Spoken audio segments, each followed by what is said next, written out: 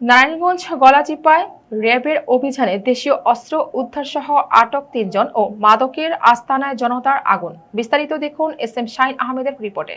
নারায়ণগঞ্জে মাদক ও কিশোর গ্যাং নির্মূলে অভিযান চালিয়ে দেশীয় অস্ত্র সহ ৩ জনকে গ্রেপ্তার করেছে র্যাব-11। রবিবার ১৭ মে বিকেলে শহরের আল্লামা ইকবাল রোড থেকে শুরু করে গলাচিপা রূপারবাড়ি এলাকায় অভিযান পরিচালনা করে র্যাব-11। গ্রেপ্তারকৃতরা হলো গলাচিপা এলাকার মনির হোসেনের ছেলে সাব্বির, একই এলাকার বারেক হাওলাদারের ছেলে আলম ও মনির মিয়ার ছেলে রাব্বি। তারা চিহ্নিত মাদক বিক্রেতা বলে জানিয়েছে র্যাব। এদিকে র্যাবের অভিযানের পর বিক্ষুব্ধ এলাকাবাসী মাদক বিক্রির আস্তানায় আগুন ধরিয়ে দেয়। অভিযানের নেতৃত্ব দেয় র্যাব-11 এর অতিরিক্ত পুলিশ সুপার আল মাসুদ খান। জানান, মাদক বিক্রি সহ বিভিন্ন অপরাধমূলক কর্মকাণ্ডের তথ্য পেয়ে র্যাব অভিযান চালিয়ে ৩ জনকে গ্রেপ্তার করা সহ তাদের নিকট হতে দেশীয় অস্ত্র উদ্ধার করে জব্দ মূল্যে ধৃতদের বিরুদ্ধে যথাযথ আইনে মামলা রুজু করা হবে।